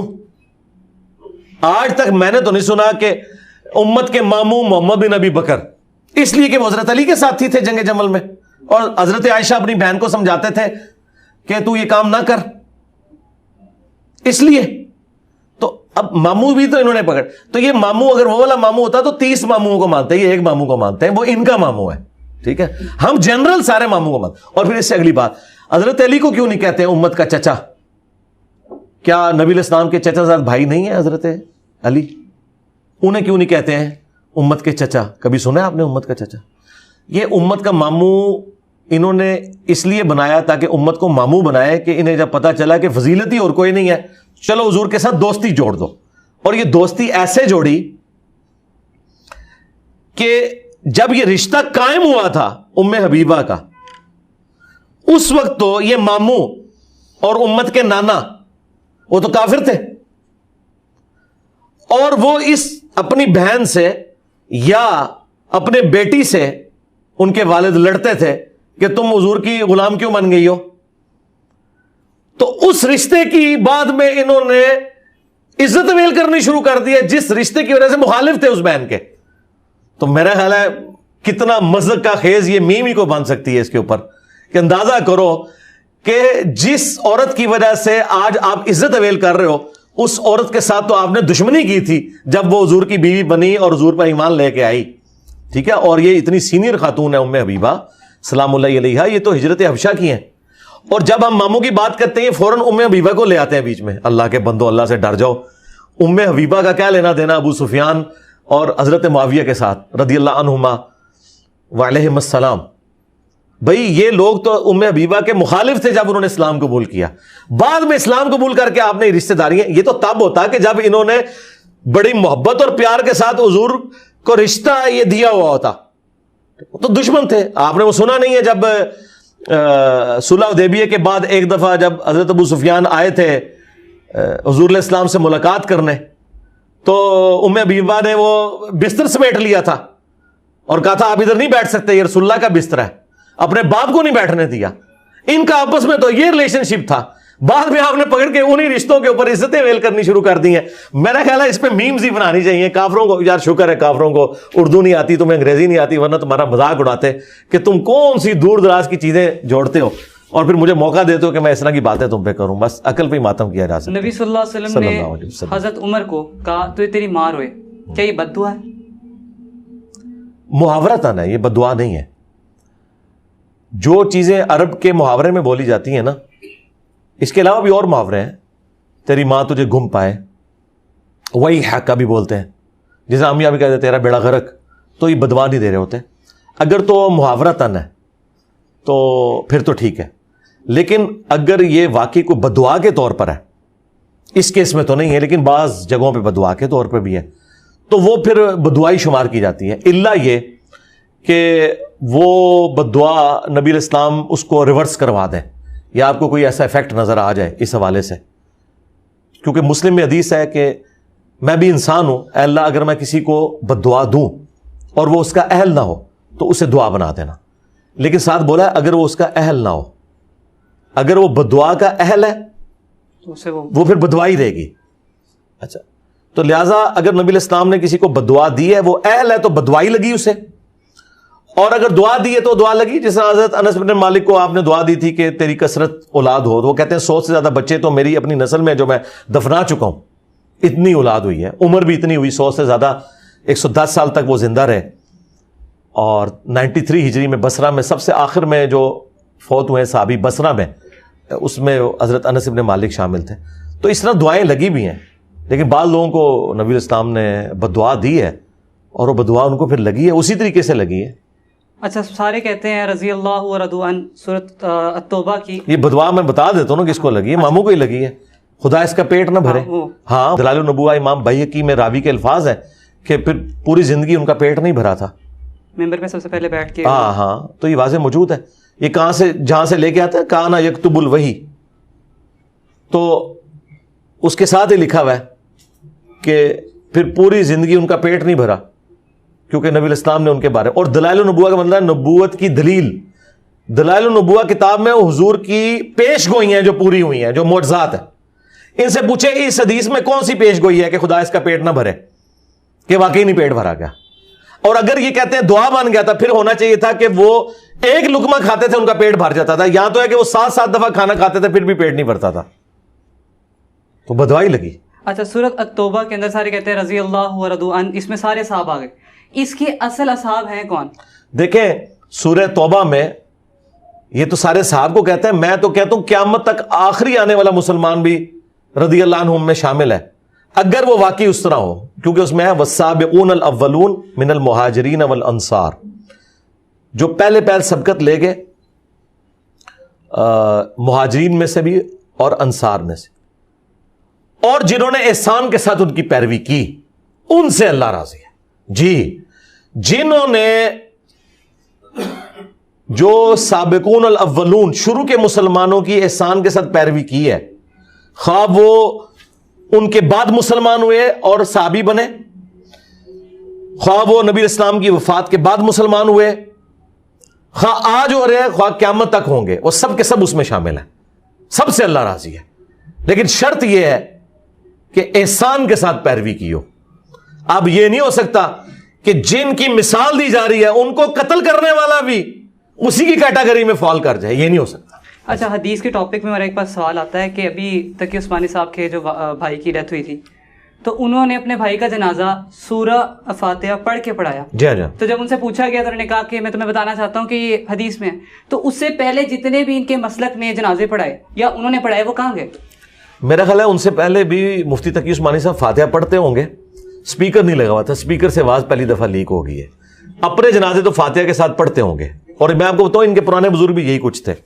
شیخ احمد سرندی, جنہیں بریلوی اور دیوبندی مجدد الافسانی کہتے ہیں, اور وہابی بھی ان کو بڑا مانتے ہیں اس وجہ سے کہ وہ اینٹی شیعہ تھے, تو انہوں نے اپنے مکتوبات میں لکھا ہے کہ جب سے میں نے یہ حدیث پڑھی ہے نا کہ جو فاتحہ نہیں پڑھتا اس کی نماز نہیں ہوتی, تو میری کوشش یہ ہوتی ہے کہ میں امامت خود کرواؤں, کیونکہ میں حنفی ہوں اور فقہ حنفی میں یہ ہے کہ مقتدی نے فاتحہ نہیں پڑھنی, تو مجھے یہ خطرہ لگا رہتا ہے میری کہیں نماز ضائع نہ ہو جائے, تو میں امامت خود کرواتا ہوں تاکہ میں فاتحہ پڑھوں. اندازہ کریں آپ اس پیر کے اوپر بیٹھے ہوئے ہیں, اسے اپنی نماز کی فکر ہے اور اپنے پچھلوں کی کوئی فکر نہیں ہے, اور خود کتنا ڈرا ہوا ہے کہ وہ پوری زندگی کہتا ہے میں امامت اس لیے کرواتا رہا کہ میری فاتحہ نہ رہ جائے. سکھاتا کیا رہا کہ تم نے میرے پیچھے نہیں پڑھنی, اور خود پیچھے نہیں پڑھتا تھا کہ میری اپنی نماز نہ ضائع ہو جائے. مجھے بتائیں انہوں نے آخرت میں آپ کے کیا کام آنا ہے, دنیا میں انہوں نے آپ کی نمازیں برباد کی ہیں. زور اور اثر میں تو کم از کم فاتحہ پڑھتے, ٹھیک ہے جہرن میں بھی یہی موقف رکھتا ہوں کہ سن لینا کافی ہے, لیکن جہرن میں بھی جو عشاء کی آخری 2 رکھتے ہیں ان میں خاموشی سے دکان کا حساب کیوں کرتے ہو؟ سورہ فاتحہ پڑھو. زو اثر کی 8 رکعتوں میں سورہ فاتحہ پڑھو, کیوں نہیں پڑھتے؟ تو یہ انہوں نے تماشا لگایا ہوا تھا. مجھے لگتا ہے پچھلے بھی یہی کچھ کرتے رہے اور چھپ چھپا کے یہ کرتے رہے, ان کو پتہ تھا. اب آپ دیکھیں خود شیخ احمد سرندی کہتے ہیں میں نفلی عبادت میں رفع الیدین بھی کر لیتا ہوں, ٹھیک ہے. اندازہ کرو یار, سارے اندر ڈر پیا ہوا ہے کہ کدھر کو مطلب قیامت دین پوچھ رہے تھے کہاں کہ چلو یار سنتے ہی میری قبول ہو جاؤ رفع دین والیاں, خود یہ ڈرتے رہے ہیں. لیکن انہوں نے اپنا بھرم بھی قائم رکھا ہے, لوگوں کو صحیح بات بتائی نہیں ہے, کیونکہ اس سسٹم سے وہ خرابی جو اتنے بڑے لیول کی ہو چکی تھی اس سے اگر ٹکراتے ہیں نا تو ان کے اپنے چندے سارے بند ہو جاتے ہیں. اچھا علی بھائی, کچھ لوگ دعویٰ کرتے ہیں کہ خواب میں نبی صلی اللہ علیہ وسلم کا دیدار ہوا, جیسے طارق جمیل صاحب نے کہا. اب ایک شخص نے ایک چیز کو دیکھا ہی نہیں ہے, تو اگر اس کے خواب میں وہ آ جاتے ہیں تو اسے کیسے معلوم ہوگا کہ میں نے اسے نبی کو ہی دیکھا؟ ہاں, بخاری مسلم حدیث ہے, جس نے خواب میں مجھے دیکھا میری شکل میں شیطان نہیں آ سکتا. باقی آپ کی بات درست ہے کہ نبی الاسلام کی جو شکل مبارک ہے اس کی 100% گارنٹی تو صحابہ ہی دے سکتے ہیں, اور اکثر یہ خواب ہوتے بھی جعلی ہیں، کیونکہ نبی علیہ السلام نے اپنی شکل کے بارے میں بات کی، اور بخاری میں، مسلم میں 7 الفاظ ہیں۔ اس حدیث کے جو راوی ہیں تابعی محمد بن سیرین، وہ کہتے ہیں کہ جب وہ حضور کو حضور والی شکل میں دیکھے، اس کا مطلب ہے کہ ادر دین حضور کے دیکھے گا تو شیطان دیکھا ہے۔ اور یہ تشریح سارے مانتے ہیں علیحدگی میں، سامنے نہیں مانتے، سامنے صرف میں آ کے بات کرتا ہوں، اور سامنے بھی مان لیتے ہیں۔ آپ کسی بریلوی کو منوا کے بتائیں کہ طارق جمیل کو نبی علیہ السلام کی زیارت ہوئی ہے، وہ کہیں گے شیطان کو دیکھا ہے۔ اور دیوبندیوں سے کہ طاہر القادری صاحب کو نبی علیہ السلام کی زیارت ہوئی اور ٹیکسی کا کرایہ مانگا، وہ کہیں گے شیطان کو دیکھا ہے۔ تو مانتے یہ خود بھی ہے کہ یہ شیطان نبی علیہ السلام کی جو اپنی شکل مبارک تھی، جس طرح کی آپ کی آنکھیں تھیں، جس طرح کے آپ کے بال مبارک، داڑھی مبارک، ایگزیکٹلی جس طرح، اس طرح آج بھی کوئی نبی علیہ السلام کو دیکھ سکتا ہے، قیامت تک دیکھ سکتا ہے۔ امام مسلم نے صحیح مسلم کے اندر مقدمے میں چند تبع تابعین کا ذکر کیا ہے جنہوں نے نبی علیہ السلام کو خواب میں دیکھا ہے۔ امام ابو داؤد نے باقاعدہ ابو داؤد کے اندر ذکر کیا ہے تبع تابعین کا جنہوں نے نبی علیہ السلام کو خواب میں دیکھا اور ایک حدیث ویریفائی کی، اور نبی علیہ السلام نے اس کی تصدیق کی۔ اس طریقے سے شمائل ترمذی میں آتا ہے کہ ایک تابعی نے، جو مصحف لکھا کرتے تھے، یزید الفارسی ان کا نام تھا، تو انہوں نے نبی علیہ السلام کو خواب میں دیکھا، تو وہ آئے ابن عباس کے پاس، تو ابن عباس نے کہا کہ مجھے حضور کا حلیہ بیان کرو، تو اس نے بڑا ڈیٹیل حلیہ بیان کیا، تو انہوں نے کہا ہاں واقعی اگر تم حضور کو ریئل لائف میں دیکھتے تو ایسے ہی تھے۔ تو نبی علیہ السلام کو دیکھنا ممکن ہے، لیکن یہ جو آج کل تماشا ہے زیادہ تر جھوٹ ہے یا شیطان والا معاملہ ہے۔ بہت کم ہے کہ جو واقعی نبی علیہ السلام کو دیکھتے ہیں، اور وہ بشارت اس شخص کے لیے تو ہو سکتی ہے، دوسرے کے لیے حجت نہیں ہے۔ اگر یہ کہتے ہیں دوسرے کے لیے حجت ہے، تو بھائی میرے تو درجنوں اسٹوڈنٹس نے نبی علیہ السلام کو خواب میں دیکھا ہے، اور میرے اسٹوڈنٹ بننے سے پہلے دیکھا ہے، اور نبی علیہ السلام نے ان کو میری طرف بھیجا ہے، تو آپ یہ مان لیں گے؟ مجھے بتائیں۔ میں کبھی بیان بھی نہیں کرتا، میں اس لیے بیان نہیں کرتا کہ میں جب دوسروں کے ماننے کے لیے تیار نہیں ہوں، یہ بھی میں ابھی ریبٹل کے طور پہ، ان کو پھکی کے طور پہ کہہ رہا ہوں، کیا یہ مان لیں گے؟ اور کئی لوگ تو ایسے ہیں کہ جن پہ بڑا مشکل وقت آیا اور انہوں نے اللہ سے رو رو کے دعائیں مانگی ہیں، انہیں نبی علیہ السلام نے خواب میں آ کے کہا کہ تم اب صحیح راستے کے اوپر چل پڑے ہو۔ اچھا، اب ہم نے اتنی ساری احادیث کی بات کی اور ان سے سارے ریفرنسز لیے، اب حدیث کیا قرآن کی طرح ایک اوپن بک ہے کہ اسے کوئی بھی پڑھ سکتا ہے اور اسے علم حاصل کر سکتا ہے؟ دیکھیں جی، قرآن بھی یہ لوگ کہتے ہیں ڈائریکٹ پڑھو گے تو گمراہ ہو جاؤ گے۔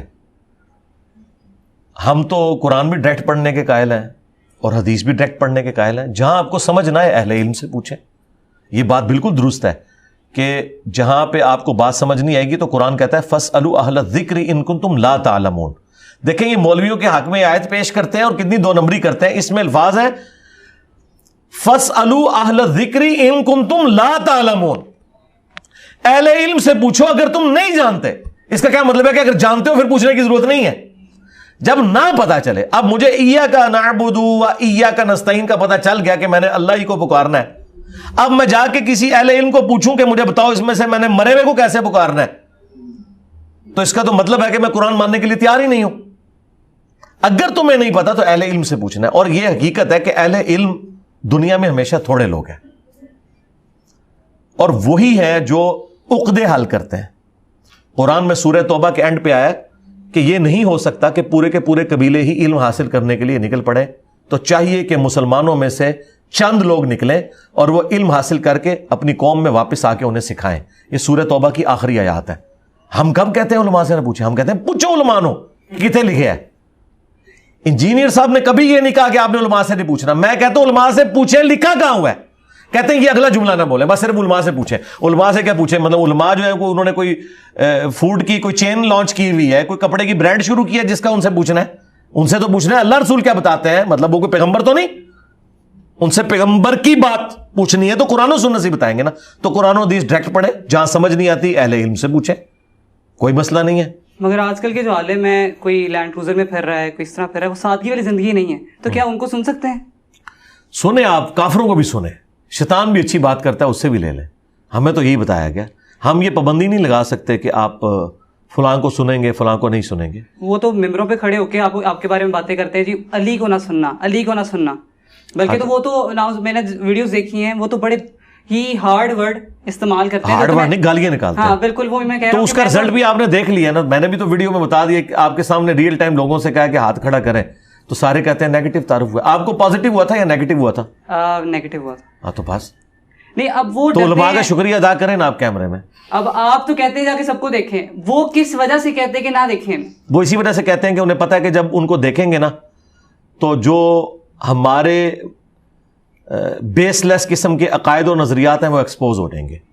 آپ اس کو چھوڑ دیں, اس وقت کئی علماء جو میرے خلاف باقاعدہ ویڈیوز بنا رہے ہیں, ان کے اپنے فرقے کے لوگ جب ان کو چھوڑ گئے اور انہوں نے میرے آ کے انٹرویو کیے, اور اس ٹرانزیشن پیریڈ میں وہ ان کے ساتھ بھی رابطے میں تھے, انہوں نے ان کو ڈانٹا کہ تم نے انجینئر کے پاس نہیں جانا, تم گئے تو وہ سارے سوالوں کے جواب دے دے گا کیمرے میں, ہمارے مسئلے کی بدنامی ہوگی. یعنی انہیں پتہ ہے وہ جواب دے دیتا ہے, تو وہ یہ چاہتے نہیں ہے کہ جواب پتہ چلے. تو اس طرح کرنے سے تو ہونا کچھ بھی نہیں ہے, ہونا وہی ہے جو ان کے ساتھ ہو رہی ہے, اور ہی ہوگی. اچھا, آپ کی جو دعوت حق ہے, کیا لگتا ہے کہ ودن کتنے سالوں میں یہ اور کتنا عوام کتنی اکٹھی کر لے گی؟ اور نہیں, ہم نے تو عوام اکٹھی نہیں کرنی, ہم تو کہہ رہے ہیں عوام جہاں ہیں وہی رہے. میں نے تو کبھی عوام اکٹھی نہیں کی, اللہ کا شکر ہے. میں تو ریونڈ کی طرح اگر مرکز بناؤں تو پیرلل میں ایک جیلم شریف میں بہت بڑا ایک مرکز بن سکتا ہے, لیکن ہم نے یہ کام کرنا نہیں ہے, کیونکہ یہ نبیوں والا کام ہے. ختم نبوت کی برکت سے یہ نبیوں والے سٹائل میں ہوگا. اور نبیوں والے سٹائل میں کیسے ہوگا؟ دیکھیں, ہمیں قرآن میں کہا گیا کنتم خیر امۃ اخرجت للناس تأمرون بالمعروف وتنہون عن المنکر, تم بہترین امت ہو جو لوگوں کے نفع کے لیے نکالے گئے, تم لوگوں کو نیکی کی طرف بلاتے ہو, برائی سے روکتے ہو. یہ اکثر آپ علماء سے جو سنتے ہیں نا کہ اس امت کا کام نبیوں والا کام ہے, اس کا مطلب پتہ کیا ہے؟ اگلے زمانوں میں ہر علاقے کا ایک علیحدہ پیغمبر ہوتا تھا, ہر قوم کا ایک پیغمبر علیحدہ ہوتا تھا. یہ تو ہمارے نبی ہیں نا جو پوری انسانیت کے لیے ہیں. وَمَا أَرْسَلْنَاكَ إِلَّا كَافَّةً لِلنَّاسِ بَشِيرًا وَنَذِيرًا. اگلی امتوں کے لیے ہوتا تھا وَإِن مِّنْ أُمَّةٍ إِلَّا خَلَا فِيهَا نَذِيرٌ. کوئی امت, کوئی گروہ, کوئی قوم ایسی نہیں گزری جس میں ایک ڈر سنانے والا نہ آیا ہو. ایک ایک زمانے میں کئی پیغمبر ہوتے تھے. یعنی آج کے زمانے میں اگر اس کو ہم کریں, یعنی نبی علیہ السلام سے پہلے اگر ہم لوگ ہوتے تو جیلم میں ایک علیحدہ پیغمبر ہوتا, گجرات میں علیحدہ ہوتا, ظاہر کمیونیکیشن گیپس بھی تھے نا. تو اس طرح ایک زمانے میں کئی پیغمبر ہوتے تھے اور وہ اپنے اپنے علاقوں کے ذمہ دار ہوتے تھے. اچھا, اس امت کو یہی کہا گیا کہ یہ پیغمبروں والا کام کرے گی کہ اس زمانے میں پیغمبر ہوتے تھے, اس زمانے میں نبی علیہ السلام کا پیغام پہنچانے والے لوگ اللہ تعالیٰ پیدا کرے گا ہر علاقے میں. کہ جس طرح نبی اپنے علاقے کے لیے نبی ہوتا تھا نا, اس امت کے وہ لوگ اس علاقے کے لیے اپنے نبی کے ڈاکیے ہوں گے. پیغام وہ نبی والا پہنچا رہے ہوں گے, خود وہ عام انسان ہوں گے, وہ اپنے نبی کے دین کی تجدید کر رہے ہوں گے. اس زمانے کے اعتبار سے جو لوگوں نے اس میں چیزیں داخل کر دی ہوں گی, ایک تو وہ بڑے مجددین ہیں نا جو ایک ایک تو آنا ہے ہر صدی کے کنارے کے اوپر, ایک چھوٹے چھوٹے معاملات بھی ہونے ہیں. یعنی with the passage of time آپ دیکھیں جیسے جیسے معاملات ہوئے ہیں, میں تو سمجھتا ہوں یہ 6 کے 6 امام مجدد ہیں. ایک زمانے میں ہو کے بھی ایک سے زیادہ مجدد موجود تھے جنہوں نے اپنا اپنا کام کیا ہے. اب بڑے لیول کا کام جس طرح عمر بن عبدالعزیز نے کیا, بہت بڑے لیول کا کام ہے. امام شافعی کا بہت بڑے لیول کا کام ہے, اور میں امام شافعی کو 2ری صدی کا مجدد مانتا ہوں, 1 صدی کا مجدد عمر بن عبدالعزیز ہے. تو اس طرح بڑے بڑے مجددین بھی پیدا ہوں گے اور ہر علاقے میں لوگ پیدا ہوں گے. تو ہم نے اس طرح اس کام کو لے کے چلنا ہے کہ جو جہاں ہے وہیں رہ کے قرآن و سنت کو پڑھے اور بات پہنچائے. باقی اللہ نے تو یہ سوشل میڈیا کی وجہ سے ہمارا مسئلہ آسان کر دیا ہے نا کہ ہم مجمع اکٹھے کریں. جیلم میں کرنے کی ضرورت نہیں, ہم نے پوری دنیا میں مجمع اکٹھے کیے ہیں. یہاں بیٹھتے ہیں, کلپ چڑھاتے ہیں, جو جدھر ہے وہ اپنے کمرے میں بیٹھ کے دیکھ رہا ہے. آپ دنیا کی کوئی مسجد پروڈیوس نہیں کر سکتے, کوئی مدرسہ نہیں پروڈیوس کر سکتے جہاں ہمارے متاثرین نہ ہوں. یہ میں نے دعویٰ کیا تھا کہ دنیا کا کوئی ایک عالم مجھے قرآن پہ حلف دے دے صحیح کہ میرے رشتہ داروں میں اور میرے جاننے والوں میں کوئی ایک بندہ بھی نہیں ہے جو انجینئر کو سنتا ہو. اچھا, تو اب آپ کو کیسے لگتا ہے کہ ایک بندہ نمازیں پڑھ رہا ہے, 5 وقت نماز پڑھ رہا ہے, مگر کردار میں نرمی نہیں آ رہی, کیا نمازیں قبول ہو رہی ہیں؟ نہیں, نماز تو ایک الگ سے عبادت ہے, وہ تو کرنی ہے. تو اسی طریقے سے ہے کہ ایک بندہ نماز نہیں پڑھ رہا تو اس کی کیا داڑھی قبول ہے؟ داڑھی ایک الگ سے چیز ہے. ایک بندہ نماز نہیں پڑھ رہا, وہ ماں باپ کے ساتھ اس نے سلوک کرتا ہے تو وہ قبول ہے, وہ ایک الگ سے ایک نیکی ہے. تو یہ ساری چیزیں کسی معاملے میں کوئی کمزور ہو سکتا ہے نا, اس میں تو کوئی ایسی بات نہیں ہے. یعنی مؤمن سے گناہ کبیرہ بھی ہو سکتا ہے. یار صحابہ کرام سے بدکاری ہو گئی اور اللہ تعالیٰ نے نبی علیہ السلام کے ذریعے ان پہ حد بھی جاری کی, اور حضور نے یہاں تک فرمایا کہ ان کی توبہ ایک پوری جماعت پہ بھی تقسیم کر دی جائے تو ان کو کفایت کر جائے گی. تو یہ تو غلطی تو کسی سے بھی ہو سکتی ہے. اچھا, ہماری جو ایکٹریسز ہیں جو پاکستان میں, وہ کیا کرتی ہیں کہ بے حیائی فل جو ہے آن ہے, مگر جب چیریٹی کی بات آتی ہے, خدمت خلق کی بات آتی ہے تو سب سے آگے ہوتے ہیں. تو کیا ان کی چیریٹی کے سے بخشے جا سکتے ہیں؟ نہیں، اگر وہ اس چیریٹی کو یہ سمجھتے ہیں کہ اس کی وجہ سے ان کی نمازیں معاف ہو جائیں گی، یا انہوں نے اپنے قریبی رشتہ داروں کا اگر کوئی حق دبا لیا ہوا ہے تو وہ معاف ہو جائے گا، وہ تو نہیں ہوگا. وہ اپنی جگہ ہے، چیریٹی اپنی جگہ ہے. اچھا، اب ہمارے اسلام میں حقوق العباد کو جو ہے وہ زیادہ فوقیت دی جاتی ہے ہاں جی. حقوق اللہ کی نظر میں، تو ہمیں چاہیے نہیں کہ ہم حقوق العباد پہ زیادہ کام کریں؟ حقوق اللہ پہ بھی کوئی کام نہیں ہو رہا، حقوق العباد پہ بھی کوئی کام نہیں ہو رہا، دونوں پہ ہی کام کرنے کی ضرورت ہے. میرے نزدیک تو حقوق العباد بھی حقوق اللہ ہی ہے نا. دیکھیں، ماں باپ کے ساتھ جو حسن سلوک کا حکم ہے ہمیں اللہ نے ہی دیا نا. بچوں کی اچھی تربیت کرنے کا حکم ہمیں اللہ ہی نے دیا نا. بیوی کے ساتھ حسن سلوک کرنے کا حکم اللہ ہی نے دیا نا. تو یہ حقوق العباد بھی کرالری ہیں حقوق اللہ کی. اچھا علی بھائی، آخری سوال میں کروں گا کہ حقوق العباد میں بھی یہ معاملہ آتا ہے کہ ایک شخص نے پوری زندگی حقوق العباد کا خیال رکھا، حقوق اللہ نہیں نبھائے، مگر ایک شخص نے حقوق اللہ نبھائے، سارے حقوق العباد نہیں نبھائے. اب اس کا کیا بنے گا؟ دونوں جہنمی ہیں جی، انشاءاللہ دونوں جہنمی ہیں. ظاہر ہے اس کی وجہ یہ ہے کہ کبھی کوئی پرندہ ایک پر سے اڑے، یہ ہو نہیں سکتا. اسی طریقے سے علم اور عمل، یہ دونوں چیزیں ہیں. آپ کہیں کہ ایک بندہ صرف عالم ہے، ایک صرف عمل کرنے والا ہے. بھلے وہ اپنی مرضی سے کوئی عمل کرتا رہے، جب تک علم نہیں ہوگا اس کا عمل قبول نہیں. اور عالم جب تک عمل نہیں کرے گا اس کے علم کا کوئی فائدہ نہیں. تو ہر چیز اللہ نے جوڑوں کی شکل میں پیدا کی ہے. اچھا، وظائف سے کچھ فائدے ہوتے ہیں؟ کس قسم کے؟ جس طرح کہ اللہ کے ناموں کے لکھا ہوا ہے کہ اس کے یہ وظائف کریں، اس کو اتنی بار پڑھیں، تو کیا اس کی کوئی حقیقت ہے؟ یہ جو وظائف لوگوں نے خود سے ڈیوائز کیے ہوئے ہیں نا، یہ لوگوں کے تجربات ہیں. اگر اس سے آپ کو فائدہ ہوتا ہے تو آپ کر لیں، اگر اس میں کوئی شرکی الفاظ نہیں ہے. باقی سنت اذکار کریں. اچھا، آپ کوئی تحفے کے طور پہ ہمیں کوئی؟ تحفے کے طور پر میں بس ایک ہی بات کروں گا، اللہ از دا ٹاپ پرائورٹی. آپ اپنے ہر معاملے میں اللہ کو ترجیح اول رکھیں. جب بھی کوئی کام کرنے لگیں، دین کا، دنیا کا، آخرت کا، ہر اعتبار سے یہ دیکھیں کہ اس میں اللہ تعالیٰ کی رضا کیا ہے. آپ کی بڑی سے بڑی نیکی بھی زیرو سے ملٹیپلائی ہو سکتی ہے اگر اللہ تعالیٰ کا معاملہ آپ نے بیچ میں سے نکال دیا. اور آپ کا کسی کے ساتھ حسن سلوک کرنا، کسی کے ساتھ نیکی کرنا، وہ زیرو سے ملٹیپلائی ہو سکتا ہے اگر اللہ تعالیٰ کو آپ نے بیچ میں سے نکال دیا. تو ہر وقت اللہ از دا ٹاپ پرائورٹی، اللہ کو ترجیح اول رکھیں اپنے ہر معاملے کے اندر. بس میں یہی بہت شکریہ. جزاک اللہ خیر.